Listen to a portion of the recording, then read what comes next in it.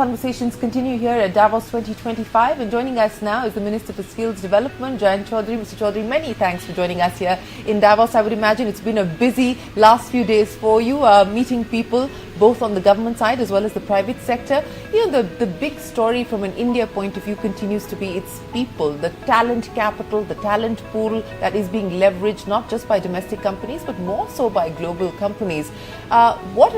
What's the big takeaway? What's the big read that you take away from here? Well, I think at Davos, over the years, and you've been here, you've seen the progress. The brand India is being respected, recognized world over. And of course, the largest component of brand India is not the companies and not the governments and not the leaders as much as it's the people. They are well accepted in the communities where they reside. They are providing leadership. And India's role in the community, larger community of nations, the way they've taken up the leadership role, whether it's climate change or the finesse with which we organize the G20 track, and on various issues of global importance. Our positions are well reasoned and respected. So I think first time for me coming to Davos, but it was resounding. The way the respect for India, the interest in India, the curiosity, the desire to come to India and invest in India and invest in our people. Yes. Well, and that has been something that has been playing out through the Global Capability Center story, where India clearly is at the forefront at this point in time.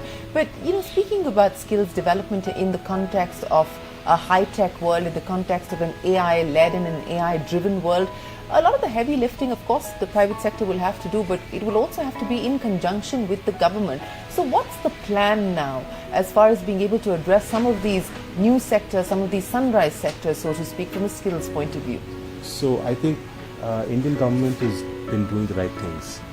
Some of these new innovations, when they first come in, you have to give it time to grow, for every sector to understand the full potential, to be able to research, innovate, tinker. And I think that's the ground setting has been done by government. We have a national strategy for AI.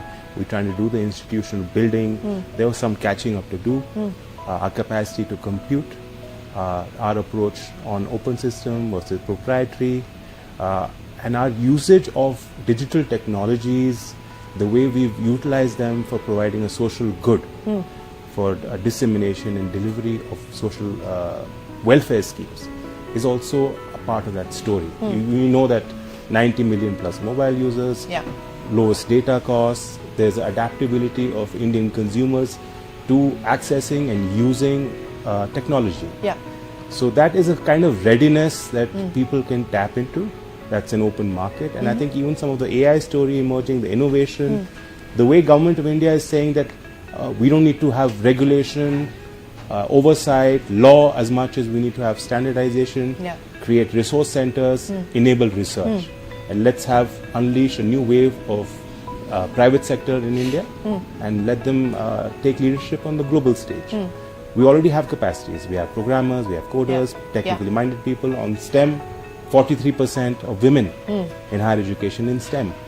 So even the gender issue, because some concerns on AI, on ethical AI, and what it means is if the algorithms are not designed by people who are diverse, then the end product will not represent the world. Absolutely, the biases will. So the biases will continue. So there India's position on data sovereignty, our continuation of trust and the values that we represent, I think that is also important. And we are building all of that into the structures that we are creating for tomorrow. Even on AI, 16% of the global workforce on AI with AI skills is India. And recently QS on the Future Skills Index ranked India second. Stanford has said on AI penetration, they've released an index and they put us ahead of even USA. These are all encouraging signs. No, encouraging signs for certain, but what will you be focused on? What will you prioritize, especially when we talk about, ensuring that we have the requisite skills for our people to continue to make good of this advantage? What is the government looking at specifically from an AI perspective today? I think right now we have to prepare. There is going to be some amount of disruption. There's a lot of fear and hype also being created that some jobs are going to be taken away. If you break down a job into a series of tasks, and that is what Skill Ministry has been advocating for. We're working towards standardization. NCVT, which are the regulators, created occupation standards, nano credentials, micro credentials. You break down any job into a series of tasks, and you compare that and benchmark it to the global standard. So that's the whole exercise. And if you look at it that way, then AI is about complementarity. It's about augmentation. Jobs may not go away as much as they might make people in those jobs more effective and efficient. So that's a good for everyone. But we have to prepare for that. Yeah. So AI readiness, foundational AI courses are something we're going to push out. I'm also Minister for Schools. Yes. And you know that schools across our network, even central schools, Kendriya Vidyalaya schools, Yes. Navodaya Vidyalaya schools, those students are already learning that foundational AI. There's a program with METI and private sector, Intel, big companies have come on board, IBM, Microsoft.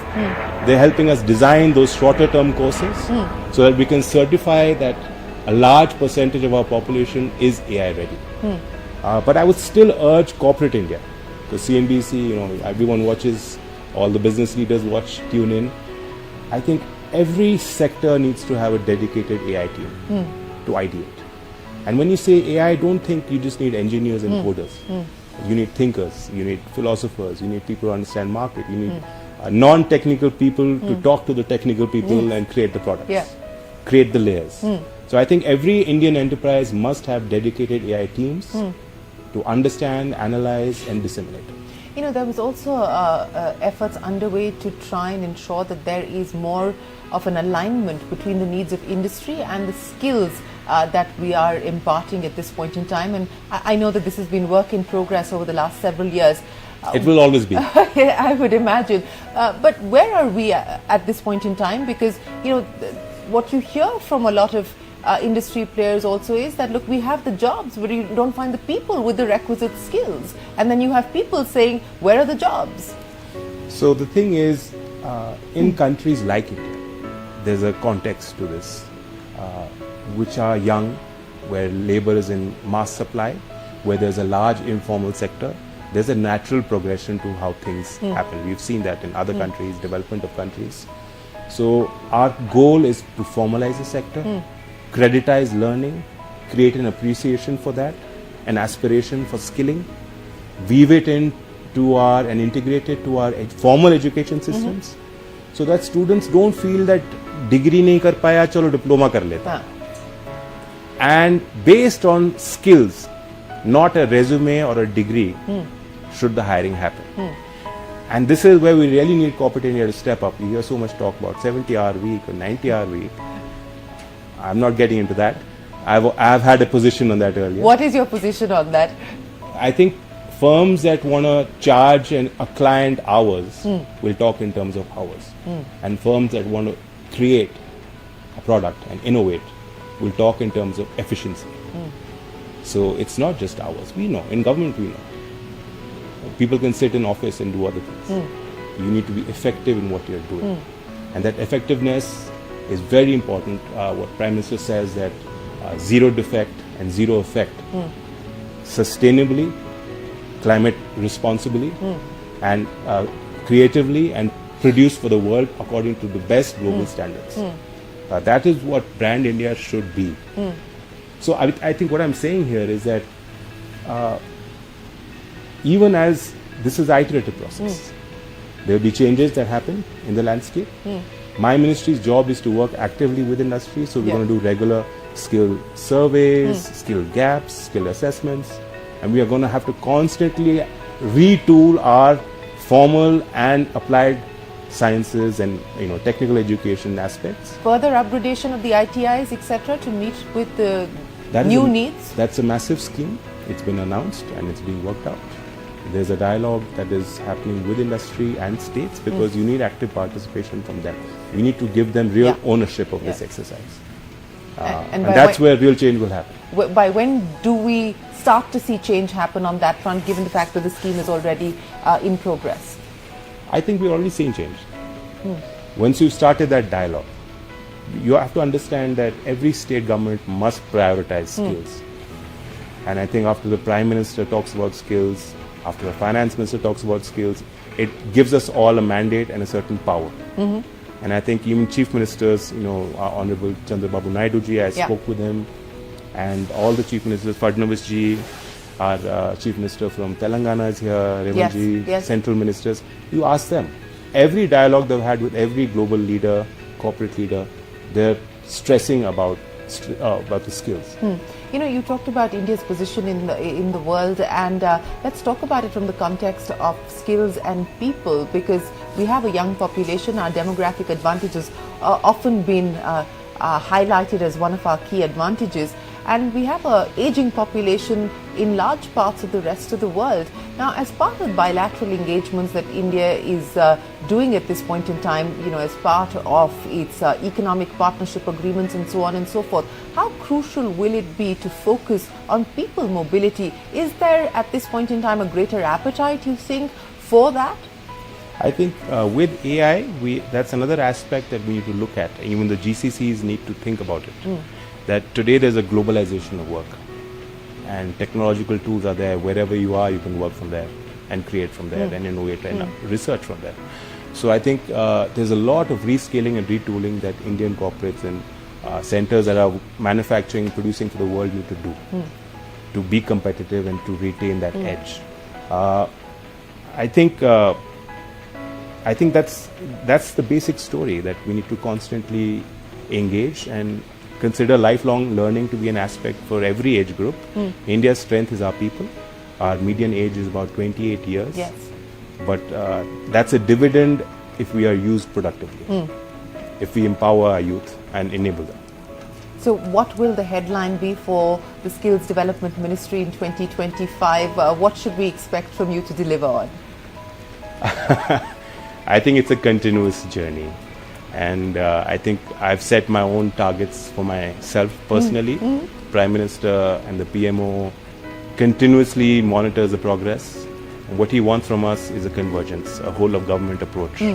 There's skilling tied into every agreement, like you said. We've just done a TEPA agreement with Switzerland's a party to that, to EFTA countries, 4 countries, and skilling is explicitly part of that. Every labor. When people want to come and set up semiconductor plant in India, or the higher tech, deep tech, they want to see the skills. So it's all rolled into that. I think we need to work, and we're holding regular meetings with states, with industry partners, with other ministries to see how our ministry can help them do the capacity building. So if you can leave me with one number or one target, as you pointed out, you've got lots of internal targets that you've set for yourself that you hope to get done over the next 12 to 18 months, what would that be? You have to understand, every year about 24 million young people are entering the workforce. And we're training, we've trained 16 million in our programs in short-term training. Every year in the long-term training through our ITI ecosystem of about 15,000 institutions, we're training about 2.5 million. So 2.5 million, you speak to, Switzerland, and the size of that, the scale of that is massive for any country in Europe. But still, it's a drop in the ocean. So our aim is to get our whole working age population ready and skilled to provide for the world. Mr. Chaudhary, it's been an absolute pleasure. Thank you very much for joining us here in Davos. We wish you the very best of luck with the plans that you're currently working on. It is going to be an arduous but a very critical and important journey to make. But thanks very much for your time.